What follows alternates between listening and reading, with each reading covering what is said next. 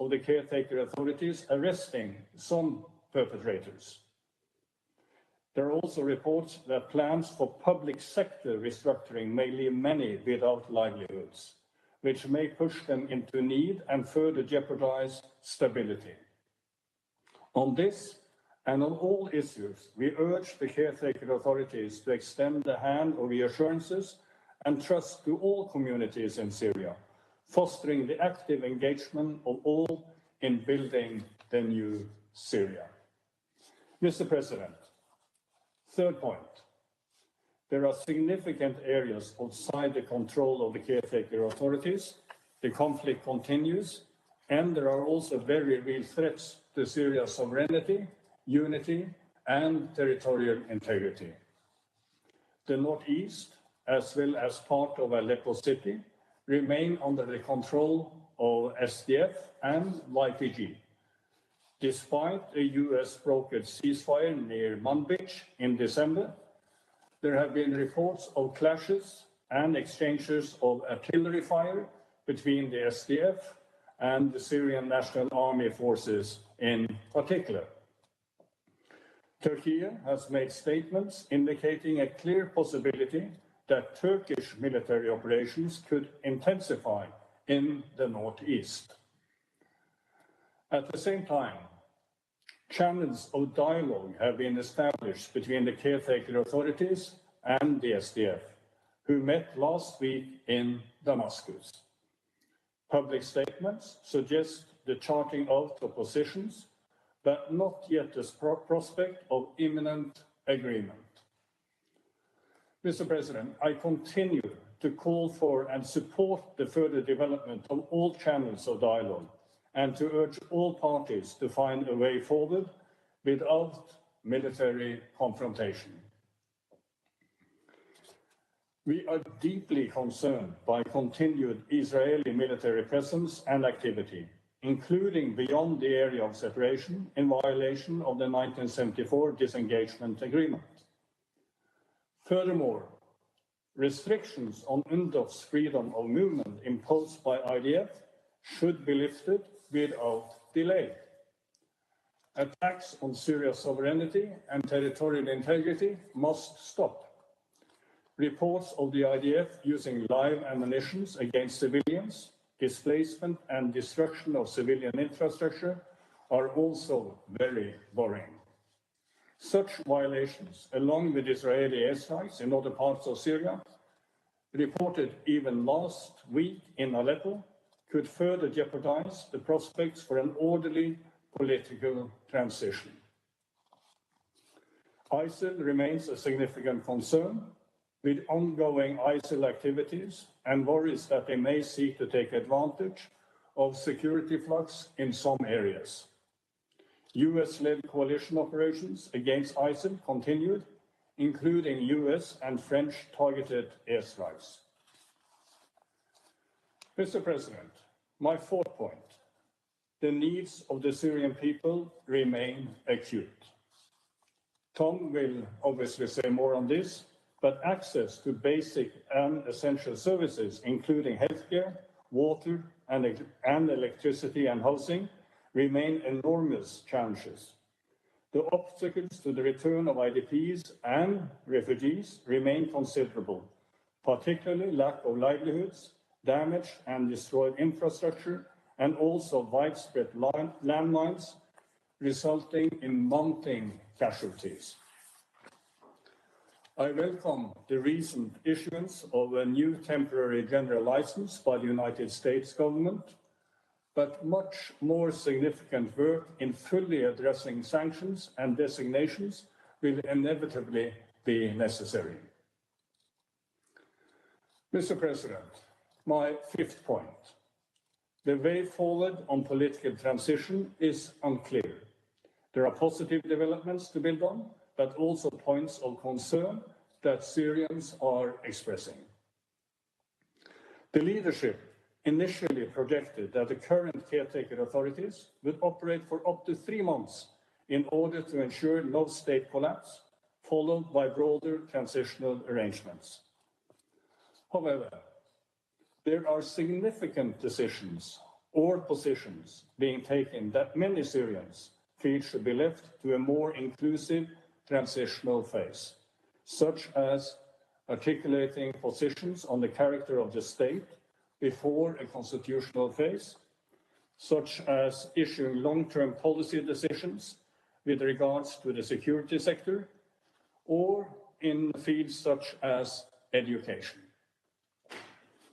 In the wide-ranging interview, Mr. Ahmed al-Shara stated that there would be a national dialogue process which would be inclusive and comprehensive of many of the Syrian sects, with voting on important and critical issues that should be the foundation of the transitional period. He spoke of a constitution drafting process carried out by experts that could take 2 to 3 years. He spoke of elections that could take up to 4 years, given what he says are necessary preparations, including civil documentation and population data. Some Syrians have received signals from the caretaker authorities positively, especially in terms of stressing inclusiveness and the need to engage a broad spectrum of Syrians in shaping the transitional phase and to draw on expertise of Syrians of all kinds.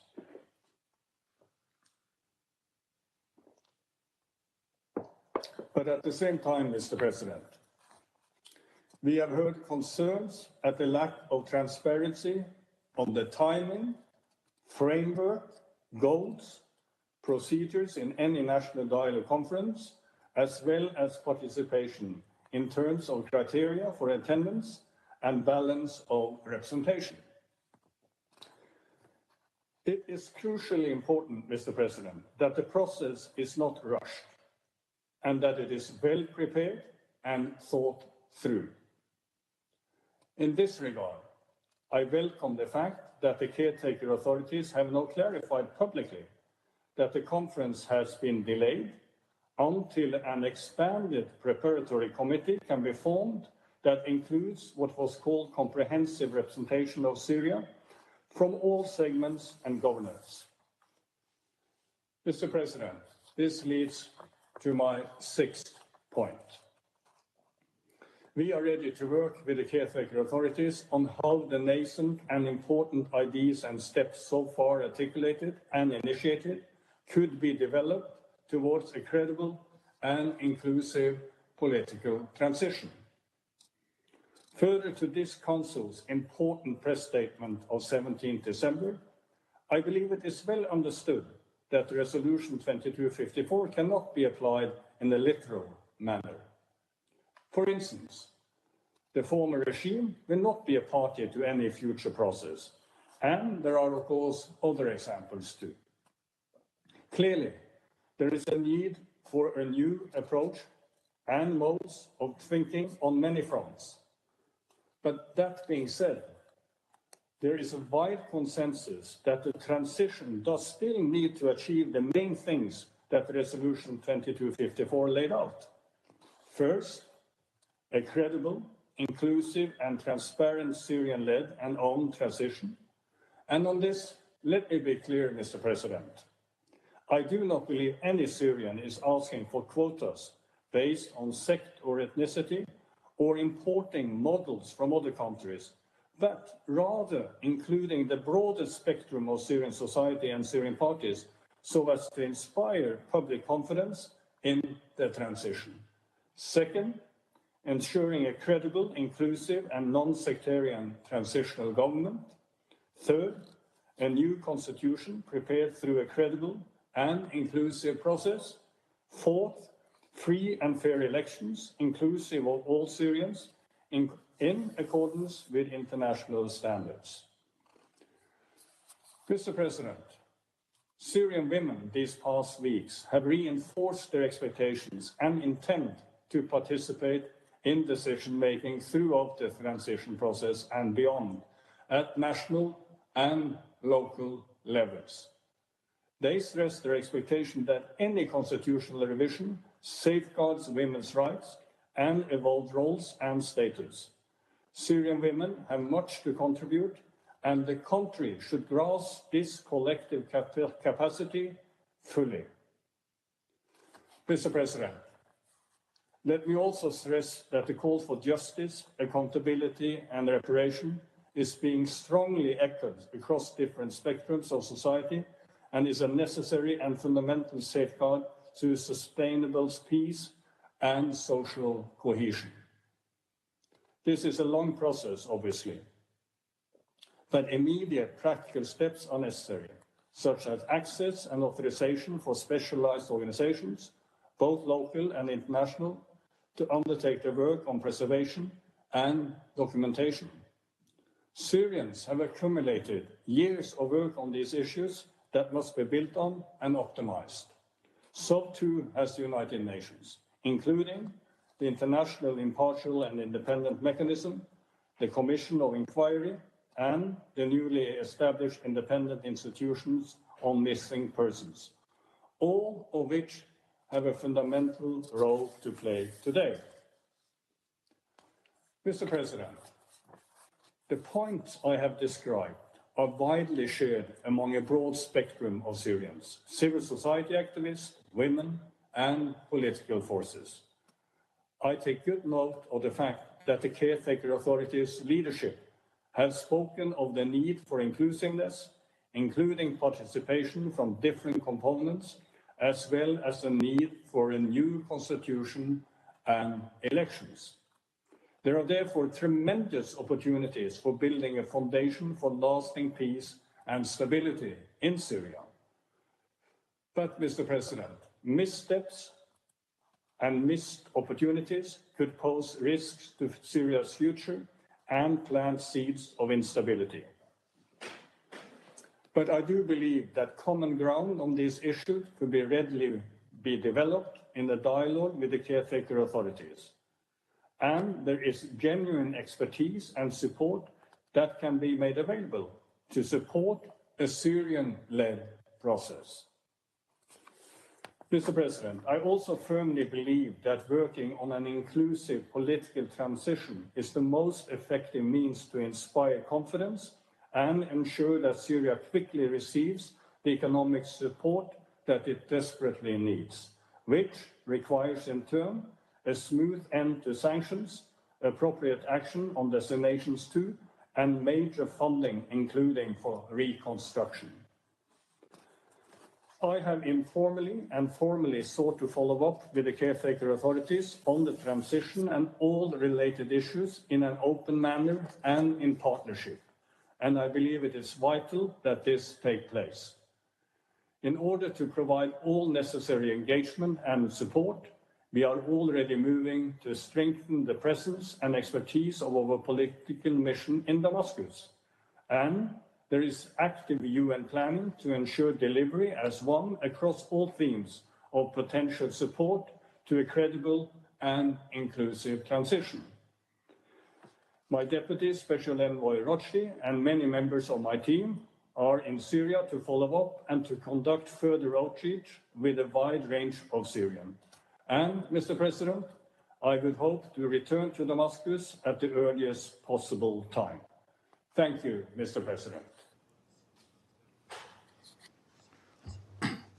I thank Mr. Pedersen for his briefing. I now give the floor to Mr. Tom Fletcher. Thank you, Mr. President, and thank you to Special Envoy Pedersen. Mr. President, recent weeks have been less turbulent than those that preceded our last discussion, but the scale of the humanitarian crisis remains as significant. Following my briefing to you from Damascus, I traveled to Homs, Aleppo, and Idlib to meet Syrian civilians and humanitarians. As Special Envoy Pedersen underlined, we must seize the opportunity of this moment. These visits underscored three critical humanitarian challenges that we and the people of Syria face. First, the need to preserve and rebuild essential services. Health services, already weakened by years of conflict, have been further closed or scaled back at a time when nearly 15 million people require humanitarian health support. Access to water has been restricted, including by fighting at the Tishreen Dam in eastern Aleppo, affecting water and electricity for more than 400,000 people. And close to 13 million people are still facing acute food insecurity at a time when WFP has been forced to reduce food assistance by 80% in the past 2 years due to funding shortfalls. Lack of food, water, and power is exacerbated by lack of fuel and liquidity. A second priority, protection of civilians. While many of those uprooted in November and December have returned to their homes, more than 620,000 people remain displaced, as harsh winter conditions arrive in many parts of the country. This comes on top of the more than 7 million who were already displaced. In the northwest alone, 2 million people remain in camps and informal sites. In Idlib, I met some of those civilians at Tajma Alij camp. Most want to return home, but cite a lack of adequate services and infrastructure damage, as well as unexploded munitions. And in Aleppo, I met children injured by the deadly legacy of conflict. Partners have identified more than 100 contaminated locations since late November across Aleppo, Idlib, Hama, and Latakia. Meanwhile, airstrikes have killed civilians and damaged civilian infrastructure. And in the south, Israeli incursions have forced civilians, including children, injured, and residents, to evacuate parts of Quneitra Governorate. A third priority, a third risk, the threat that women and girls will be marginalized. Throughout my visit, I was struck by their determination to contribute to Syria's future. Rayan, a 12-year-old girl in Aleppo who lost her leg to unexploded ordnance, hopes to be a doctor. Zainab, whose husband was held at Sednaya prison for years and who received his death certificate the morning that we met, wants to see her children complete their education. Jamila, raising 4 children alone, wants to pursue a university degree. Syria's future depends on women like Rayan, Zainab, Jamila. Their voices must be heard in this critical period. Mr. President, as the security situation has stabilized, we've been able to resume our humanitarian operations at much greater scale. In December, we sent 298 trucks of aid through border crossings with Turkey, as many as crossed during the previous 6 months. WHO has supported an EU humanitarian air bridge, providing 50 tons of supplies to northern Syria. In the northeast, a cholera vaccination campaign is underway in Hol camp. UNICEF and partners have led work to restore the functioning of the Tishreen Dam and to rehabilitate other water supplies, including the Ain al-Baida station. WFP and partners have provided bread for more than 2.5 million people. Children and mothers are receiving treatment for malnutrition, but we must do more. We will this month roll out a countrywide rapid needs assessment. We are also adjusting our coordination structures to meet the new operational context.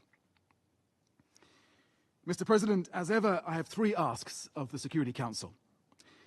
Firstly, your support for the clear assurances that I received from the caretaker authorities that international humanitarian law will be respected, civilians protected, and humanitarian organizations allowed to operate freely. We are continuing our engagement with the caretaker authorities on putting in place new ways of working, including new procedures for registering NGOs. We remain in daily contact on practicalities, and I assess that partnership to be serious and genuine. But security, particularly in Aleppo, Deir ez-Zor, Latakia, and Tartus, remains a challenge. Occasional theft and looting have impeded vaccination support in Homs and insulin supply in Hama. And capacity gaps clearly remain. My second ask, as ever, money, including for the longer-term support that Syria needs. Our humanitarian response is only a third funded. Today, I've allocated from the UN's Central Emergency Response Fund an additional $8 million, for a total of $20 million to support the rapid scaling up of humanitarian operations in Syria. And we welcome recent aid announcements for Syria, including, importantly, from the region. The UN and partners encourage donors to coordinate even more closely to ensure that this support has the greatest benefit, collectively, for people across the country. My third ask, we need to ensure efficient flow of support into and through Syria. This means that sanctions should not impede humanitarian support. The United States announcement of a new general license covering transactions with Syrian governing institutions provides a welcome signal. This also means support for and from Syria's neighbors. Following my visit to Syria, I held practical discussions with authorities in Turkey, in Lebanon, and in Jordan. Operations are continuing at scale through border crossings with Turkey, but cross-line movement remains a challenge in the northeast of Syria. Existing procedures, including for movement of aid workers, have been reinstated at the Lebanese border crossing. The Jabal Nasib crossing with Jordan is also operational, though procedures for humanitarian movements are still being clarified. We are working with the caretaker authorities in Damascus to swiftly establish clear procedures at this crossing and at the seaports. We are also testing deliveries through Iraq to complement existing movements by NGO partners. Mr. President, the active engagement of this Council and the international community remains vital in this period of uneasy transition. We need to act with great urgency and vigor. Above all, and all power to Special Envoy Pedersen's elbow, we need the peaceful political transition that will help us to reduce humanitarian needs. We must stand with the people of Syria at this time. The humanitarian operation can make great impact if we are serious, bold, and committed in their support. Thank you. I thank Mr. Fletcher for his briefing. I now give the floor to those council members who wish to make statements. I give the floor to the representative of United States. Thank you, Mr. President, and thank you, Special Envoy Pedersen and Undersecretary General Fletcher, for your briefings. As we have made clear, the United States supports a Syrian-led and Syrian-owned political process in the spirit of UN Security Council Resolution 2254. This process should result in an inclusive and representative government that fully respects the human rights and fundamental freedoms of all Syrians, including women and Syria's diverse communities. The transition process and resulting Syrian government must also ensure that any elements of a remaining chemical weapons program are identified, secured, and safely destroyed under international verification. We are encouraged by the cooperation to date and call for the continued commitment of relevant actors in Syria to work with the Organization for the Prohibition of Chemical Weapons, OPCW, the United Nations, and other state and non-state partners to chart a course for the complete and verifiable elimination of any remaining elements of a chemical weapons program. We emphasize the importance of identifying Syrian points of contact to work with the OPCW to set this plan in motion and to provide the security and safety guarantees for OPCW personnel to conduct their verification work. It is also vital for actors in Syria to allow access for UN entities, other international organizations, and civil society to secure documentation, safeguard mass graves and prisons, and assist released detainees and the family of those whose whereabouts remain unknown. As we have noted previously, we were encouraged to hear about the International Impartial and Independent Mechanism, the IIIM, visit to Syria, and the announcement of a new head of the Independent Institution on Missing Persons, IIMP. We urge interim entities to work closely with these institutions and civil society partners. We further urge Syria's interim entities to deter individual acts of vengeance and to partner with the IIIM to identify paths to ensure accountability. Colleagues, the United States welcomes positive messages from Hayat Tahrir al-Sham, but will ultimately look for progress in actions, not words. We will explore policies and priorities, or we're looking for actions and words that will explore policies and priorities and prioritize the well-being of the Syrian people. Earlier this week, the United States issued General License Number 24 to expand authorizations for activities and transactions in Syria following December 8, 2024. The General License underscores our commitment to ensuring that U.S. sanctions do not impede activities to meet basic human needs, including the provision of public services or humanitarian assistance. This authorization is for 6 months as the United States continues to monitor the evolving situation on the ground. The United States is committed to assisting Syrians in this extraordinary moment to forge a new future for and by its people. It is critical all external actors be mindful of the need to maintain stability in Syria. Syria should not be used as a platform to extend other countries' interests at the expense of the Syrian people.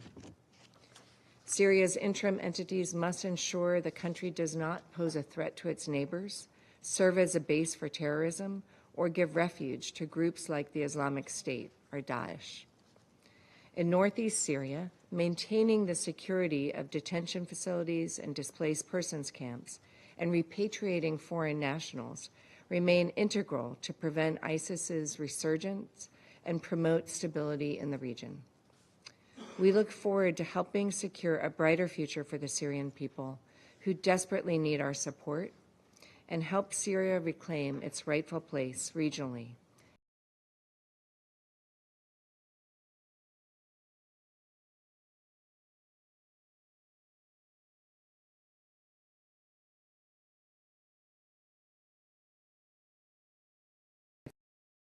Federation.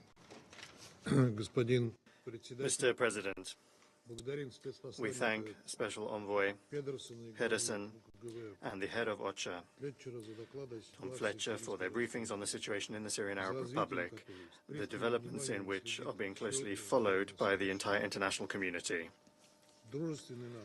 Our friends, the brotherly Syrian people that we have always and will continue to provide support, are going through a new stage in their history. For the time being, it's hard to clearly assess the processes taking place on the territory of Syria. Often they are extremely contradictory in nature. We have not yet seen the resumption of the work of key state institutions and vitally important companies. It is not clear how the inclusive nature of the authorities of the future Syria will be ensured, the need for which we are all declaring. There is a fairly high risk of the intensification of hostilities that have encompassed many regions of the country, in particular Aleppo, Deir ez-Zor, Homs and Quneitra. There are also ongoing clashes in the north and the area beyond the Euphrates. In other words, Syria has more than enough problems, and their severity should in no case be underestimated. We would in particular like to point to the direct threat to the territorial integrity of Syria borne by the unlawful actions of Israel, which is carrying out a policy of fait accompli on the occupied Golan Heights, and 500 square kilometers of Syrian land have already been seized. The actions of Israel are a gross violation of international legal decisions, including the many decisions of the Security Council and the General Assembly. We call upon colleagues on the Security Council and also the representatives of the Secretariat of the World Organization to give an honest assessment of events. Mr. President, in these circumstances, Syria continues to face a dire humanitarian crisis that we have heard about today from the head of OCHA. Millions of citizens of this long-suffering country continue to experience serious food shortages and a lack of necessary medical care. That situation has been consistently made worse by Washington, which for several years essentially has occupied the most resource-rich northeastern region of Syria and is also exerting heavy sanctions pressure on Damascus and encouraging its satellites to do the same. As a result, the Syrian economy is under extreme pressure and is not able to cope with the challenges facing the country. Against this extremely worrying backdrop, international humanitarian agencies that have been deprived of their main partners from the Syrian Red Crescent have been forced to start the provision of assistance literally from scratch. Israeli airstrikes and shelling, as well as the rampant violence seen in many regions, is causing suffering, losses among the civilian population, and interrupting the work of civilian infrastructure objects. Regular reports of the disabling of vitally important infrastructure are, of course, of concern.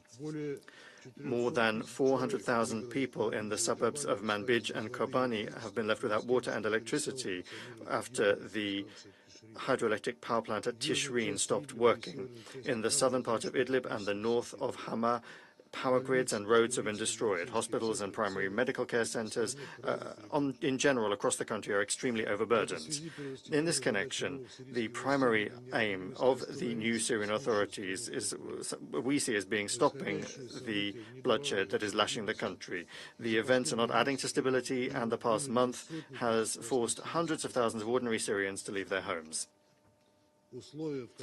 The conditions that those people are in remain extremely serious. Many of them have been deprived of access to clean water, sanitary conditions, and basic hygiene products. That situation must fundamentally change for the better as soon as possible, and that is something that the overwhelming majority of residents of Syria are in favor of. Mr. President, we all understand that the new authorities need to go a long way in order to rectify the dire socioeconomic situation and establish effectively functioning state organs. And of course, in order to do that, they need the support of the international community. That, in our view, should be the focus of the efforts of the UN Security Council. Without outside support based on the principles of humanity and impartiality, Syrians simply will not be able to withstand the tests that they have faced. It's extremely important that assistance is provided to all Syrians in all parts of the country without politicization, discrimination, or preconditions. We regret that donors are not keeping their pledges, and the humanitarian plan for 2024 is financed only at a third. This is despite the significant increase in the already vast needs. They're also not easing illegal unilateral sanctions that are worsening the suffering of the civilian population.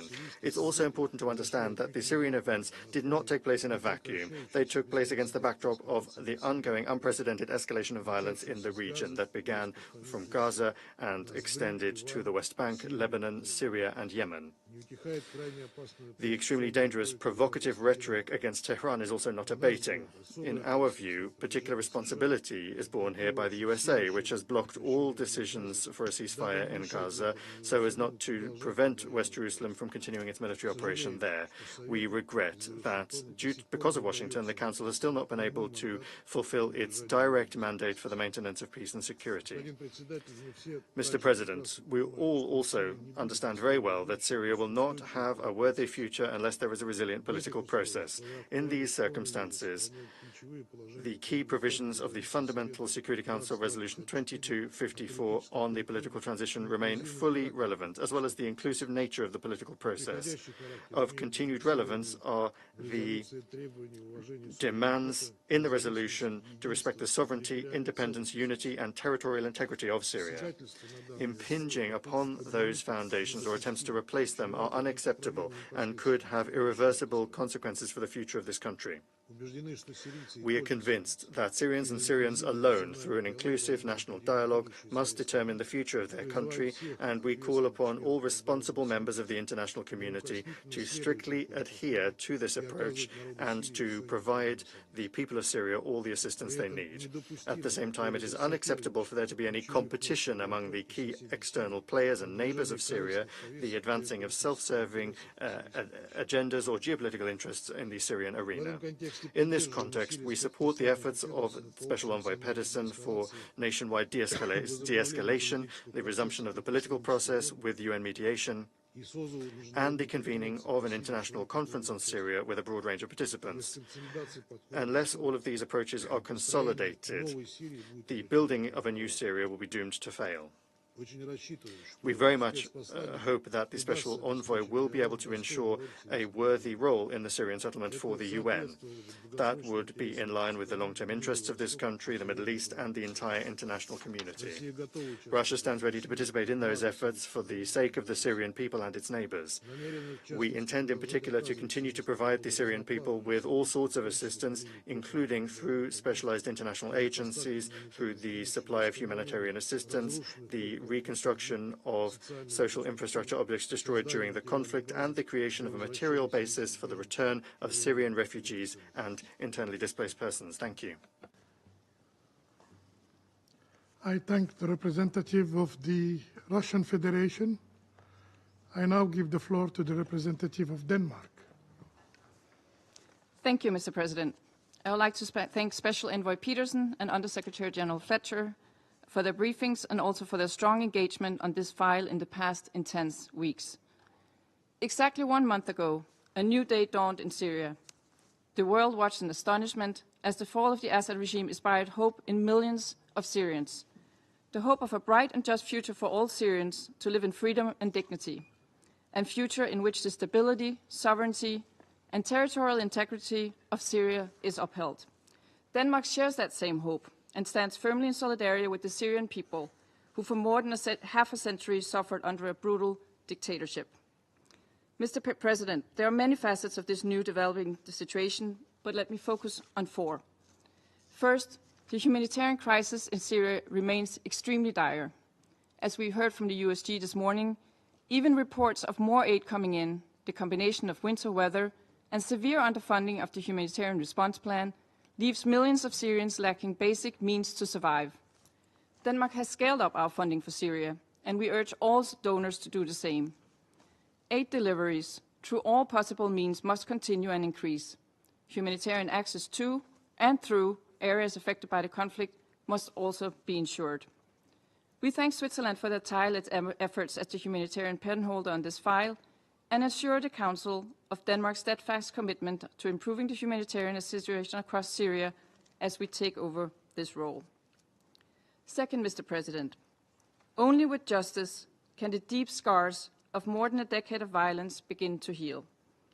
Images of torture prisons and mass graves highlight the need for accountability for the crimes of the Assad regime. For far too long, families of missing persons have agonized, the whereabouts of their loved ones unknown. Certainty about the thousands of disappeared Syrians must be established. Denmark fully supports the Commission of Inquiry, the Independent Institution on Missing Persons, and the International Impartial and Independent Mechanism, or IIIM. We welcome the interim authorities' call to provide justice for the thousands of torture victims of the Assad regime and encourage them to launch a broad and inclusive transitional justice process. As an immediate measure, we urge the interim authorities to promptly secure all evidence of crime found in prisons, government offices, and archives, and ensure that they can be preserved for future proceedings. We welcome the UN Commission of Inquiry's first visit to Syria and call for the interim authorities to cooperate with the Commission. Mr. President, my third point relates to the security situation. Denmark commends the efforts undertaken to de-escalate the violence inside Syria, including between SNA and the SDF.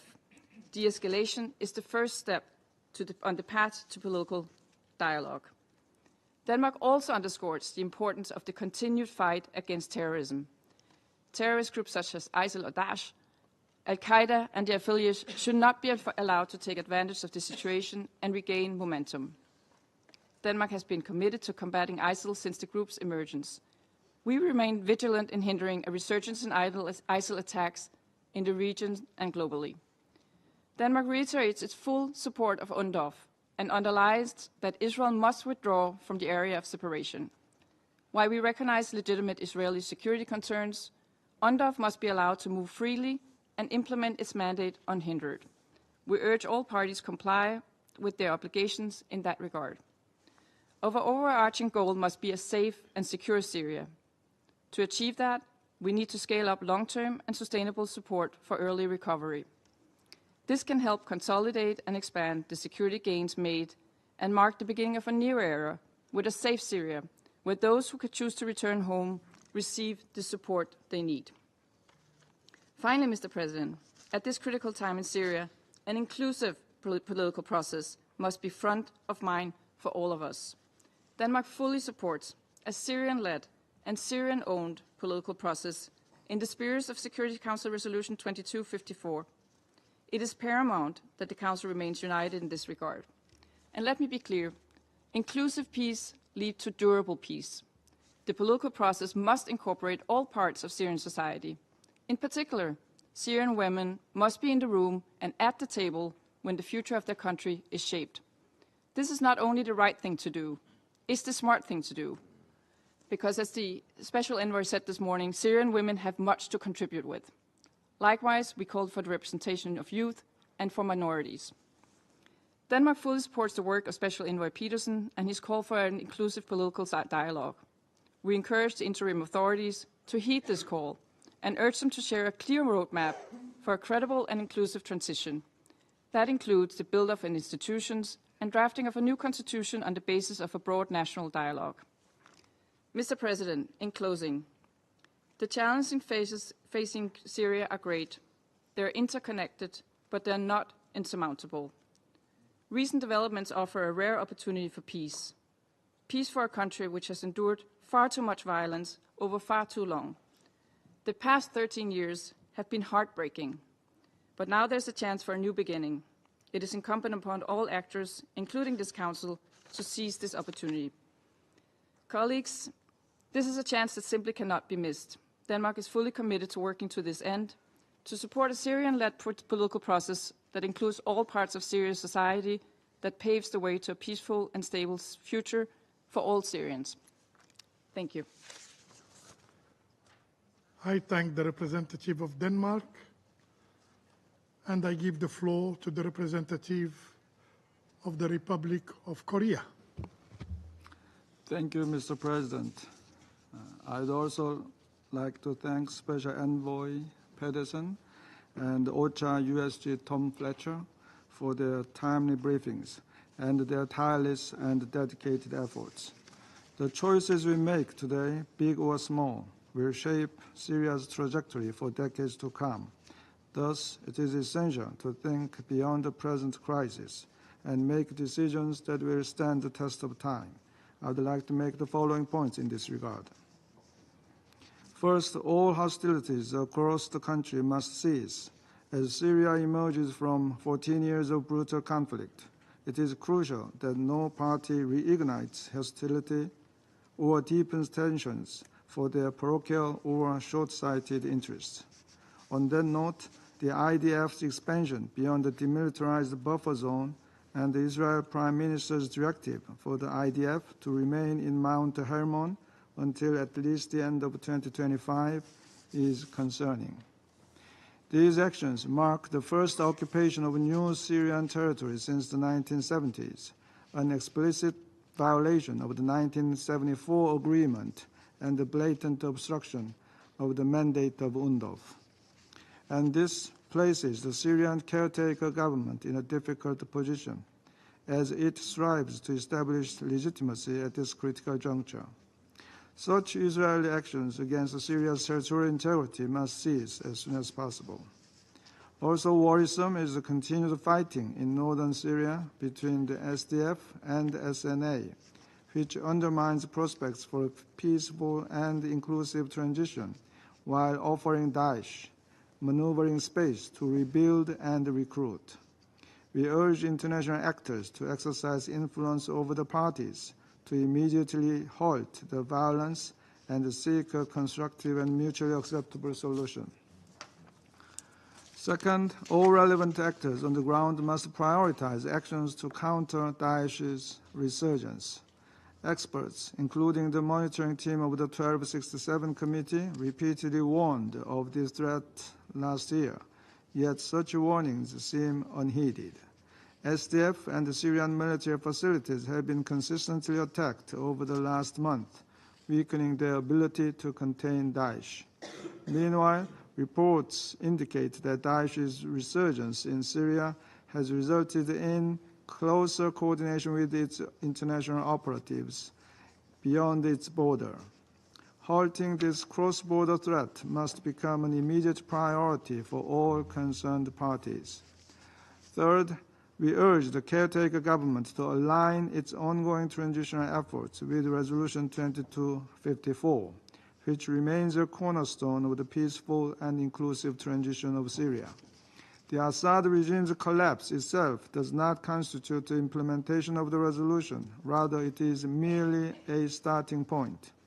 Resolution 2254's main objectives, an inclusive transitional government, a new constitution, and free and fair elections for all Syrians, have yet to be fulfilled. We trust that these agreed-upon objectives will guide the actions of Syrians and others moving forward. Fourth, the international community must double down on alleviating Syria's humanitarian and economic challenges in an urgent manner and from a long-term perspective. In this regard, we reiterate our support for the early recovery strategy announced by OCHA last year. We also welcome the recent U.S. general license for Syria, which will help ease the country's economic hardships. At the same time, despite the recent scaled-up aid and unimpeded cross-border operations, Syria's crippled economy and devastated infrastructure is compounded by new IDPs and refugee returns.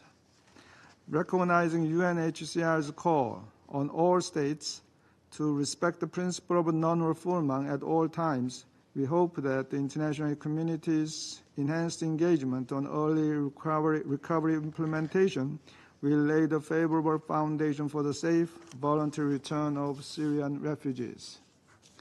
Mr. President, in closing, the Republic of Korea reaffirms the importance of the UN in facilitating an inclusive, Syrian-led political process, and we look forward to a successful national dialogue organized by the caretaker government in due course.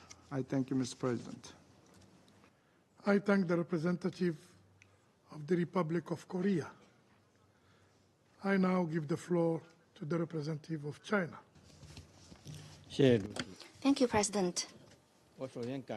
First of all, I wish to thank Special Envoy Patterson and USG Fletcher for their briefings. At present, the situation in Syria is at a critical stage with daunting challenges. The international community should strengthen its solidarity and coordinate its actions to support and help Syria achieve stability and development. I wish to make 4 points.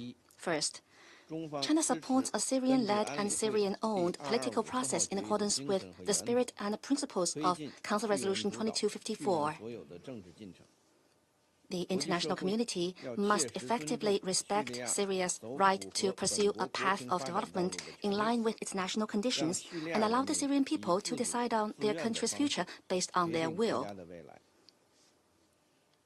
China notes that the National Dialogue Conference scheduled for January 5th has been postponed. We expect the Syrian parties to start an open and inclusive political settlement process in the long-term interests of the country and its people. China supports a greater role for the UN and Special Envoy Pedersen in that process. Second, no matter how the domestic situation in Syria develops, the bottom line of zero tolerance for terrorism cannot be changed. The Council recently issued a press statement on Syria, defining that states should combat all terrorist organizations listed by the Council and deny safe haven for terrorists. It is reported that the Syrian army has recently granted senior military ranks to a number of foreign terrorist fighters, including the head of Council-listed terrorist organization, the Turkestan Islamic Party, also known as the East Turkestan Islamic Movement. China is gravely concerned about this. We call on Syria to fulfill its counterterrorism obligations and to prevent any terrorist forces from using the Syrian territory to threaten the security of other countries. Third, Syria has one of the worst humanitarian situations, with more than 16 million people in dire humanitarian straits, and the prolonged illegal unilateral sanctions have further aggravated the suffering of the Syrian people. The international community should increase its assistance to Syria. The UN should play a coordinating role, speeding up the implementation of humanitarian projects and prioritizing the needs of the population to survive the winter. The Syrian parties should abide by the international humanitarian law, cooperate actively with humanitarian operations, and ensure humanitarian access and the safety of humanitarian personnel. Fourth, the Golan is internationally recognized as occupied Syrian territory. Resolution 497, adopted by the Council, determines the legal status of the Golan and makes it clear that the Israeli occupation of the Syrian Golan is null and void. China reiterates that the sovereignty, independence, unity, and territorial integrity of Syria should be respected, that the Council's resolution on the Golan must be implemented, and that the 1974 agreement on disengagement of forces should be complied with. In closing, I would like to reiterate that China has long pursued a policy of friendship and cooperation with Syria and has never interfered in its internal affairs. We stand ready to continue working with the international community for Syria to have a smooth transition and gradually embark on a path of peaceful development. Thank you, President. I thank the representative of China. And I now give the floor to the representative of Slovenia. Thank you very much, Mr. President. I also want to thank Special Envoy Pedersen and Under-Secretary General Fletcher for their briefings today. Images of Syrians celebrating the start of a new chapter of their country fill us with hope. However, let us be clear, the wounds run deep and the stakes remain incredibly high, as we heard from Special Envoy today as well. There is much work to be done, and every step forward is critical. Peace is never easy. It must be carefully built. So, Mr. President, allow me to share some of our thoughts on the future of Syria. First, the future of Syria should be inclusive. This must be based on an all-inclusive, Syrian-led and Syrian-owned political process, in line with the key principles of the Resolution 2254. All Syrian people must have an opportunity for their voice to be heard and considered. This new Syria must be for all Syrians. We therefore urge a UN-facilitated political process leading to a credible, inclusive and non-sectorial governance. We continue calling for full, equal, meaningful and safe participation of women and minority groups in peace and security processes and decision-making at all levels. Second, the future of Syria must be safe and secure. As pockets of violence and conflict still persist, we call for full respect of international law, including international humanitarian law and human rights law. This includes any law enforcement operations. The fighting still witnessed in northern Syria must cease. We need a solution that protects everyone's security interests, including our collective security interest in fighting Daesh. Syria cannot be used as a base for terrorism. Any remaining stockpiles of chemical weapons in Syria must be secured and safely destroyed. The same goes for explosive remnants of war, which continue to pose high risk to human lives and livelihoods, including food security. Sovereignty, independence, and territorial integrity and unity of Syria must be respected. We remain deeply concerned about the situation in the area of separation. 1974 disengagement agreement must be implemented in its entirety. Finally, the future of Syria must be based on protection. Civilians' critical infrastructure and humanitarian facilities must be safeguarded and unimpeded access to humanitarian aid granted. Providing conditions for safe and dignified life for all is of crucial importance. We welcome the scaling up of assistance in areas where conditions allow. We join the calls for additional international support for the efforts of the UN and humanitarian organizations.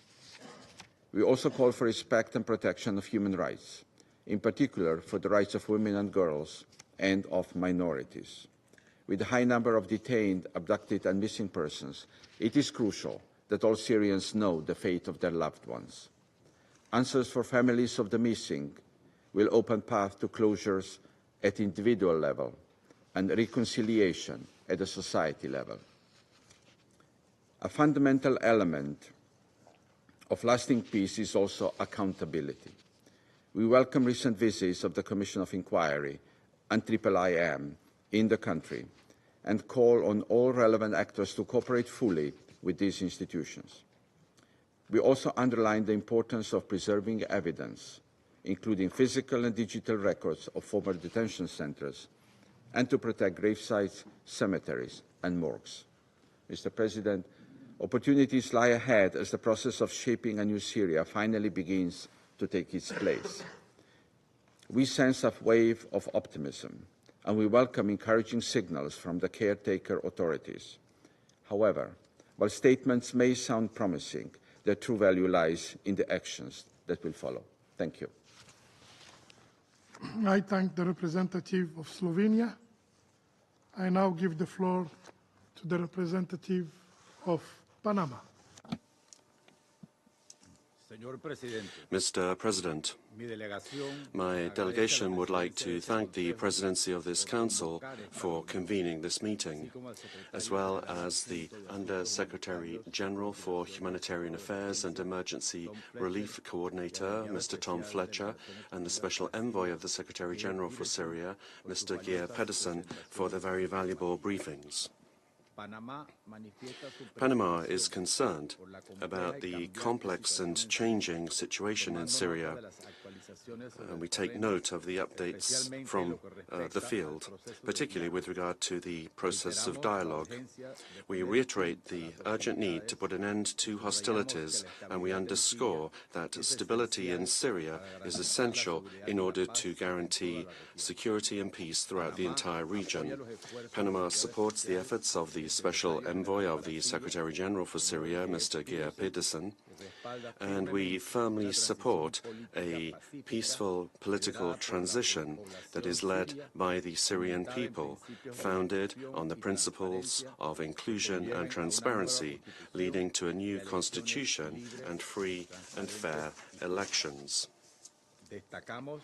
We highlight the importance of the implementation of the proper implementation of Resolution 2254 with regard to its spirit and principles in order to bring about political reconciliation, stability and peace in Syria.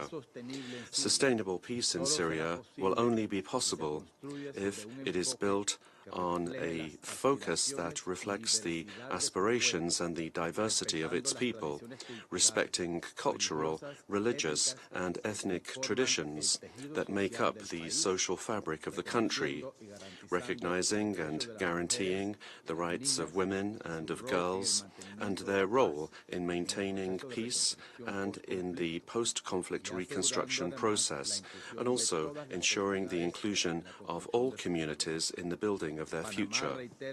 Panama reiterates that the protection of civilians should be at the heart of any effort to resolve the conflict in Syria, and we urge all of the parties involved to comply with their obligations under international humanitarian law, ensuring the protection of civilians from the effects of the conflict.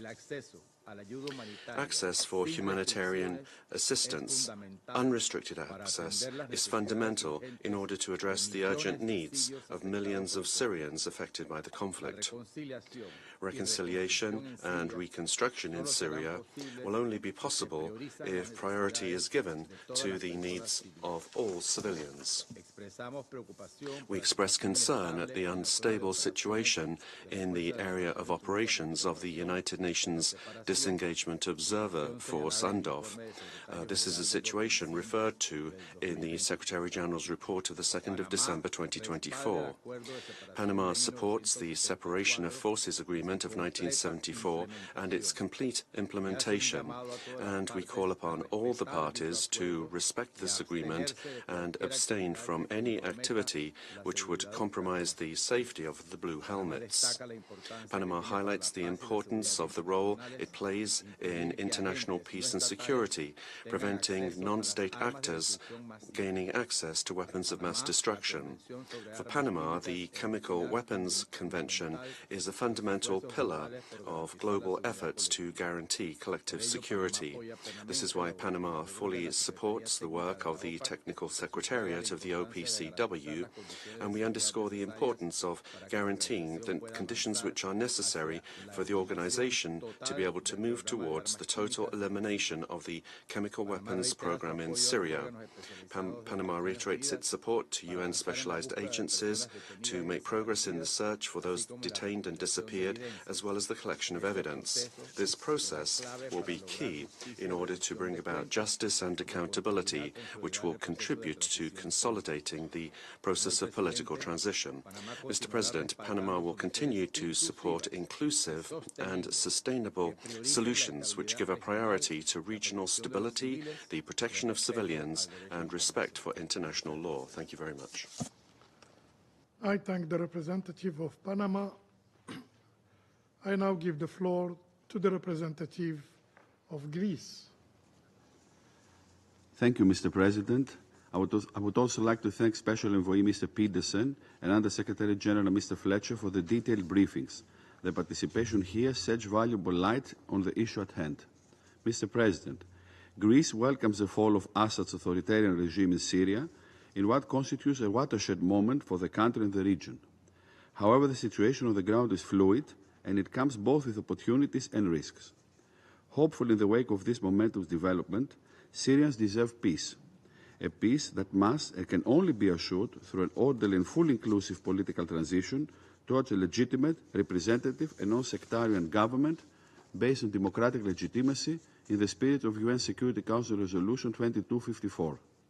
Mr. President, in line with these principles, Greece supports the unity, independence, territorial integrity and sovereignty of Syria. No effort should be spared for the protection of all affected civilians, including Christians and all religious minorities and ethnic groups, as well as to safeguard Syria's rich cultural heritage and religious monuments. Greece also attaches great importance to guaranteeing the security and the prosperity of a historical Greek Orthodox community in Syria, which also includes Greek citizens. Syria must demonstrate significant and tangible evidence of their willingness to work towards a smooth transition of power, to build state institutions in line with the principle of inclusiveness, and to respect international humanitarian law. Any positive declaration and messages by the new authorities have to be matched with concrete actions on the respect of minorities and human rights. We fully support the UN Special Envoy's engagement and echo the messages he has conveyed to Syria in this regard. Greece stresses the importance of a Syrian-led, Syrian-owned, fully inclusive political process, free of foreign interference, the only viable pathway towards a permanent cessation of hostilities in the war-torn country.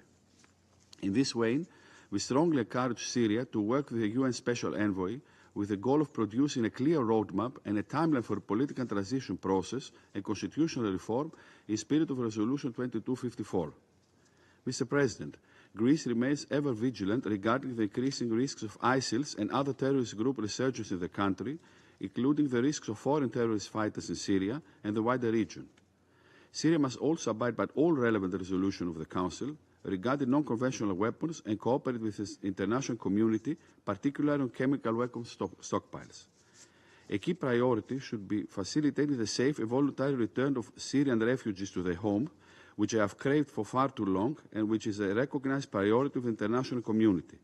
We fully support the efforts of UNHCR, OCHA and all other related agencies of the UN system in this regard. Mr. President, let me also underline a deep concern for the potential regional ramifications of the recent upheaval in Syria, calling for all parties to practice self-restraint, respect international law and Syria's territorial integrity and sovereignty. We appeal to all actors in the region to contribute in a responsible and sincere manner to the stabilization and reconciliation efforts of the international community. It is also crucial that all regional stakeholders refrain from acts that could jeopardize the political transition in the country for the sake of their own foreign or domestic political goals. Mr. President, since the October 7th terrorist attack, instability has swept in the Middle East with devastating global ramifications. As demonstrated by the Greek Prime Minister's visit to Beirut on December 16, we are ready to support all regional partners in this volatile environment and will continue to monitor closely regional developments and the potential impact on neighboring countries, particularly Lebanon, Jordan and Iraq. Mr. President, as a final note, Greece expects its full support to UNDOF and the implementation of its mandate and calls on all parties to respect the 1974 disengagement agreement and fully abide by its terms. Mr. President, let me conclude by reiterating our steadfast commitment to the vision of a peaceful, prosperous and democratic Syria, to the realization of which we shall continue to contribute through our strong and long-standing ties with the Arab world and our regional partners. I thank you. I thank the representative of Greece, and I give the floor to the representative of Pakistan. I thank you, Mr. President. Mr. President, we thank Special Envoy Peterson and Under-Secretary General Fletcher for their invaluable briefings to the Council this morning. Syria is yet another fraternal country of Pakistan, which has been ravaged by internal divisions and external interventions. Today, Syria is at an important juncture in its history. The recent political developments offer the opportunity to restore normalcy, stability, and peace in Syria. Yet this will depend on ensuring a peaceful transition to a new governance structure which is inclusive and stable and ensures Syria's unity and territorial integrity.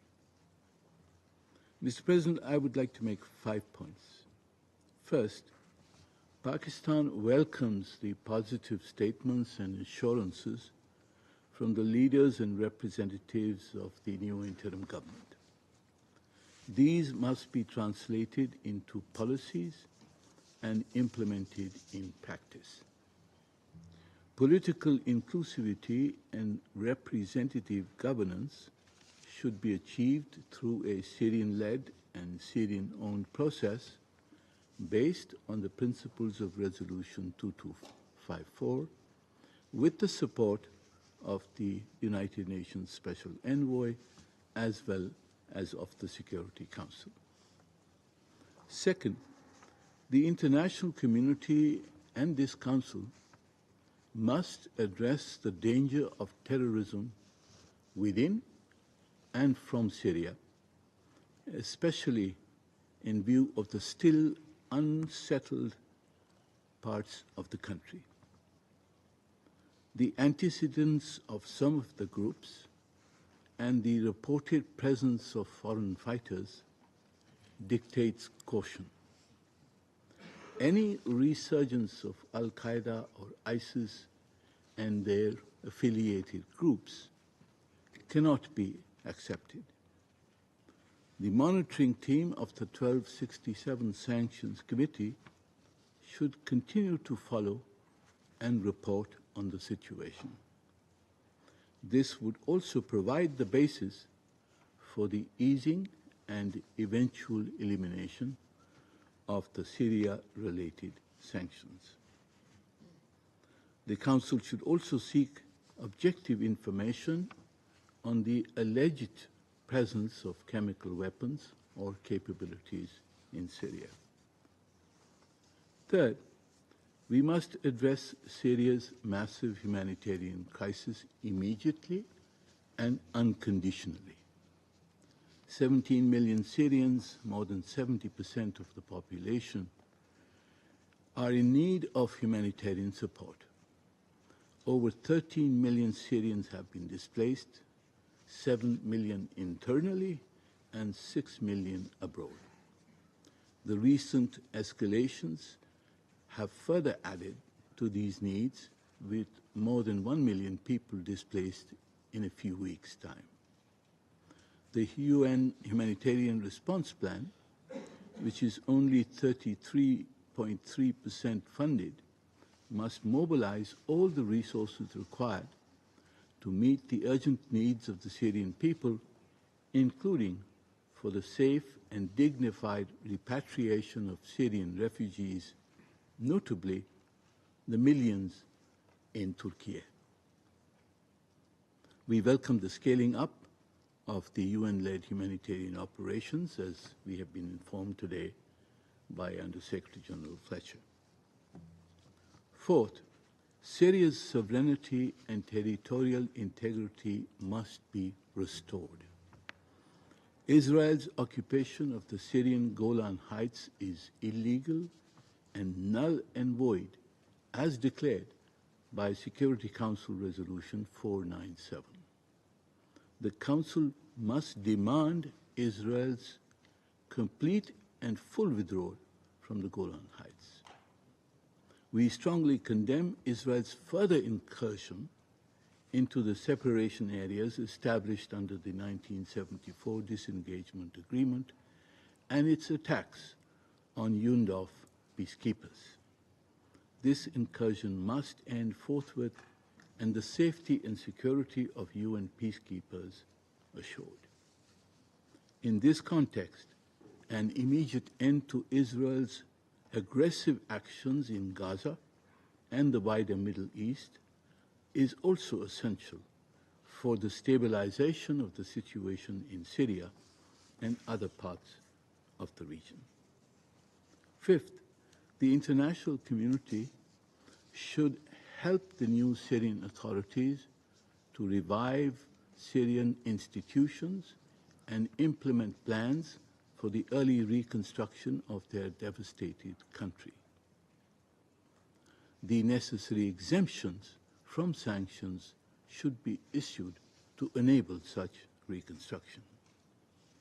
Mr. President, the role of the United Nations, especially the Security Council and the Secretary General, will be indispensable to ensure effective action on all the above-mentioned aspects of the challenges confronting Syria and its proud and resilient people. I thank you, Mr. President. I thank the representative of Pakistan for the statement, and now give the floor to the representative of United Kingdom. Thank you, President. And I'd like to start by thanking Special Envoy Pedersen and USG Fletcher for their briefings and for their team's work in Syria. I'll make 3 points today. First, as we mark the start of this new year, the first for over half a century without the Assad family in power in Syria, this is a moment of hope for the future of Syria and the Syrian people. But rebuilding a country is not a place for quick fixes. So we call on all involved to focus on the opportunity to build a democratic state representative of Syria's rich diversity and to take the necessary steps to establish participation across all of Syria's society. We're encouraged by the new interim authorities' timelines for drafting a new constitution and holding elections and national dialogue. We're encouraged by early engagement with the international community and call for continued cooperation with the UN throughout the transitional period. Second, there is much to be done, as we've heard, in the short term to protect civilians and ensure that humanitarian aid reaches the 17 million people who need it. We call on all parties to stop activity that could lead to further escalation or suffering for the civilian population and to protect vulnerable displaced populations. Since the fall of Assad, the UK has committed a further $76 million to support vulnerable Syrians in Syria and across the region. Third, Syria must eliminate the chemical weapons the Assad regime used against its own citizens. Colleagues, now is the moment to close the Syria chemical weapons file once and for all. We welcome the interim authorities' commitment to secure chemical weapons stocks and their commitment to engage constructively with the Organisation for the Prohibition of Chemical Weapons to fully declare and verify the destruction of Syria's chemical weapons. I encourage members of this Council to support cooperation between the interim authorities and the OPCW to ensure these appalling weapons can never be used again. In conclusion, President, we look forward to working together across the Security Council to support the Syrian people in moving towards a Syrian-led, Syrian-owned political transition leading to an inclusive, non-sectarian and representative government. I thank you. I thank the representative of the United Kingdom. I now give the floor to the representative of France. Monsieur le Président, Mr. President, I would first of all like to thank the Special Envoy of the Secretary General, Mr. Geir Pedersen, and the Undersecretary General for Humanitarian Affairs and Emergency Relief Coordinator, Mr. Tom Fletcher, for their briefings. The fall of the Bashar al-Assad regime has created an historic opportunity to rebuild a Syria that meets the aspirations of the Syrian people. The legitimate expectations of Syrians are numerous. Reconstruction and reconciliation, justice for the thousands of victims of the regime, prospects for a return to Syria for those that have been forced into exile. That is why the Minister for Europe and Foreign Affairs, Mr. Jean-Noël Barrot, went to Damascus on the 3rd of January, together with his German counterpart, Ms. Baerbock.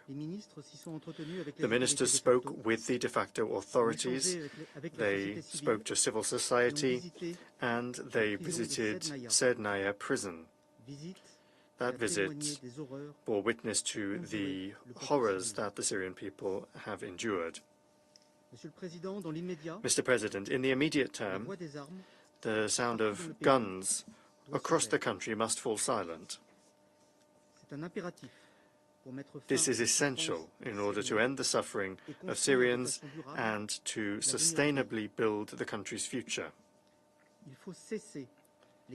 Fighting must stop in the northeast, and a solution must be found that preserves the security interests and rights of everyone, in particular Syrian Kurds, in respect for the territorial integrity of Syria. All civilians, including persons belonging to ethnic and religious minorities, must be protected. In parallel, it will be necessary to continue the fight against terrorism, in particular against Daesh. It will be vital that the new Syria leave no room for extremism and terrorism. We don't forget that it is from Syrian territory that the November 2015 Paris attacks were planned, and we know that terrorist groups continue to operate in the region. The greatest vigilance must also be seen when it comes to the spread of weapons, in particular those from the Syrian chemical program. The fall of the regime of al-Assad offers us an opportunity to destroy these chemical weapons. Mr. President, following decades of dictatorship and division, Syrians have new hopes for the future governance of the country. France calls for a peaceful and rigorous political transition that is representative of all of the trends in the Syrian opposition and the de facto authorities in the spirit of the principles established by Resolution 2254 of the Security Council. All of the components of the Syrian people have the right to participate in the debates over the future of their country, and Syrian women belong in those debates as well. The rights of persons belonging to different communities and the rights of women must be protected and respected in the context of the future constitution. These are the messages that were transmitted by the French minister and his German counterpart during their visit. The de facto authorities on this occasion made positive commitments. The United Nations, based on its experience in peace and security and in the spirit of Resolution 2254, have a role to play to support the current transition.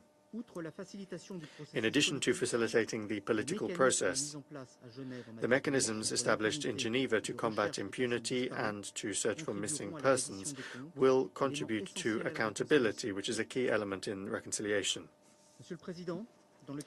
Mr. President, in the context of the transition process, France stands ready to support the Syrian people as it has always done since 2011. During his visit to Damascus last week, the minister shared our readiness to provide technical expertise to support the transition, including in constitutional affairs and the fight against impunity. France will continue its humanitarian support for the Syrian people. It is vital that assistance reach all those that need it through all possible routes of delivery. Humanitarian actors must work safely without hindrance in respect for international humanitarian law. What's more, France supports UNHCR in accompanying Syrian refugees that wish to return to their country in dignified conditions and entirely safely. Lastly, France is following the developments in the Golan with concern. France calls upon Israel to withdraw from the area and to respect the sovereignty and territorial integrity of Syria, as well as the 1974 disengagement agreement, which is binding upon Israel as it is on Syria. France reiterates its full support for UNDOF, the security and capacity of action of which must be preserved. Thank you. I thank the representative of France, and I shall now make a statement in my capacity as the representative of Algeria. Dear colleagues, I have the honor to deliver this statement on behalf of the members of the A3+, namely Guyana, Sierra Leone, Somalia, and my own country, Algeria. At the outset, we would like to thank Mr. Pedersen and Mr. Fletcher for their valuable briefings. Dear colleagues, Syria, a land of timeless history and the cradle of civilizations, stand at a pivotal crossroad. Its people, having endured immense hardship for years, now aspire to build a future of hope and renewal, a future where a united Syria thrives as a beacon of prosperity and inclusivity, embracing all its citizens, regardless of their background. We must support these aspirations. The A3+ firmly believes in the Syrian people's resilience and capacity to shape their own future and achieve prosperity and well-being. Getting there would require a firm commitment to, first, inclusivity.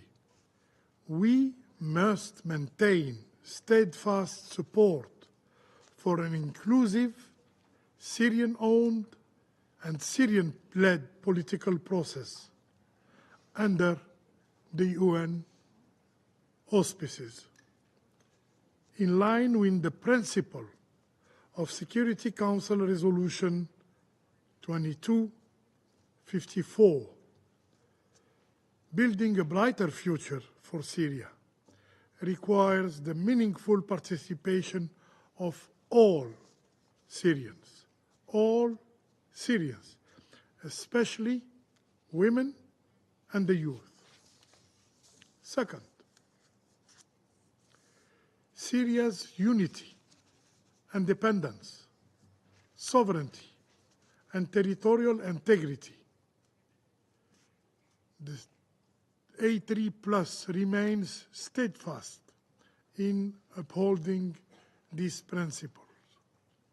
We categorically reject any attempts to divide the Syrian nation or to annex any part of its territory or to violate in any other way the country's sovereignty and territorial integrity. We continue to be gravely concerned about Israel's actions in the occupied Syrian Golan Heights and its incursions in other parts of Syria. We call for full adherence, full respect to the provisions of the 1974 Agreement on Disengagement, and for an immediate end to such incursion. Third, non-interference. External interference will only heighten tensions and exacerbate Syria's challenges. The A3+ strongly urges all parties to respect the principles of national sovereignty and to refrain from unsolicited interference in the country's internal affairs.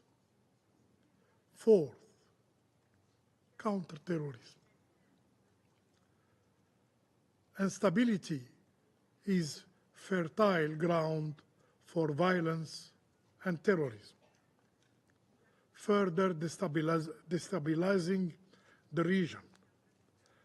A resurgence of terrorism in this fragile country cannot be allowed. We call for decisive, coordinating action against terrorism in Syria, in close coordination with the national authorities. Fifth, a United Nations involvement.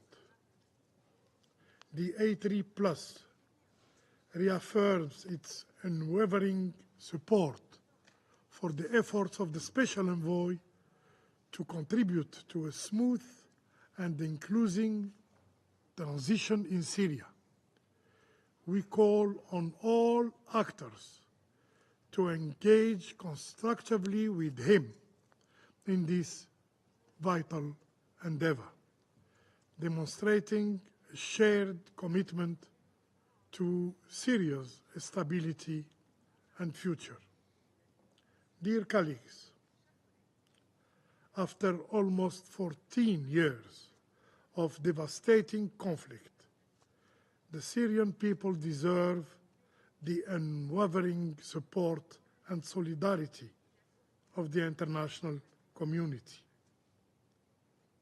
And the humanitarian situation in Syria remains catastrophic and demands urgent and unconditional attention. The A3 Plus calls on donors to mobilize the necessary resources to fully fund the humanitarian response plan. In 2023, the 4 billion HRP was only 33% funded, a level that is both unacceptable and unsustainable. Recent developments, with over 660,000 people newly displaced, 75 of whom are women and children, underscore the need for enhanced efforts to facilitate their safe and dignified return home. The A3 Plus emphasizes the paramount importance of creating and enabling environment for the voluntary, safe and dignified return of Syrian refugees and internally displaced persons. This requires, first, ensuring security nationwide. The volatile security situation has led to the suspension of humanitarian operations in some areas. The A3 Plus reiterates its call for a comprehensive and nationwide ceasefire. Second, restoring basic services. Without access to essential services, Syrians will not be motivated to return home.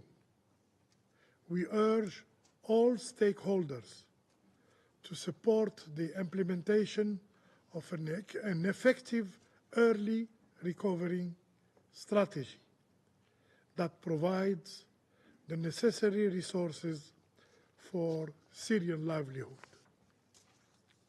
Third, accelerating economic recovery. Syria's path forward requires renewed economic growth. While humanitarian aid is vital, it's not enough.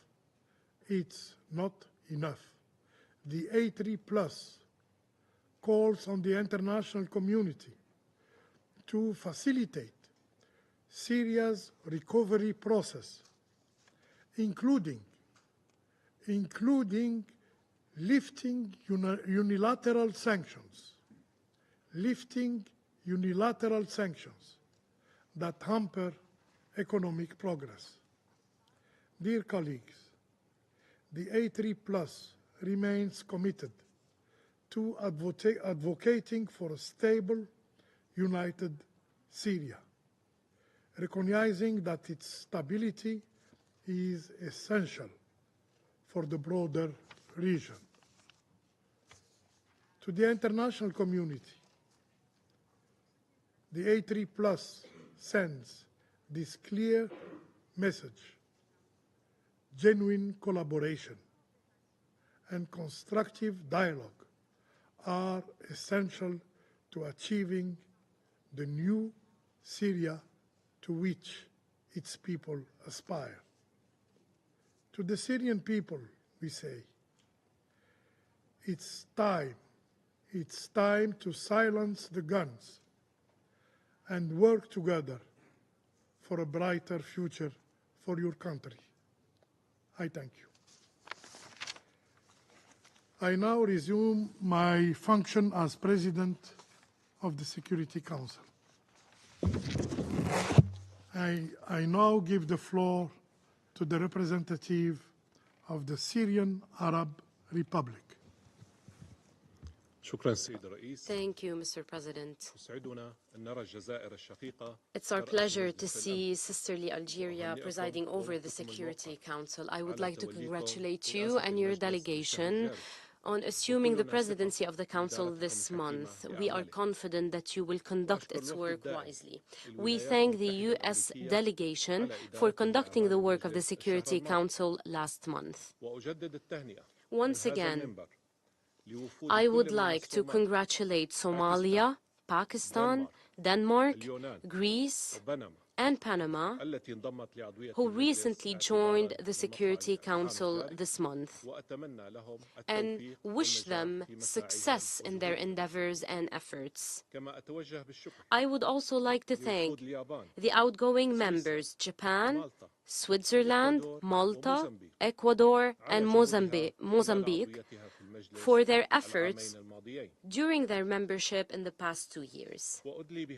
I deliver the statement based on the instructions of the government of Syria. Mr. President, 1 month has passed since the dawn of freedom has broken in Syria.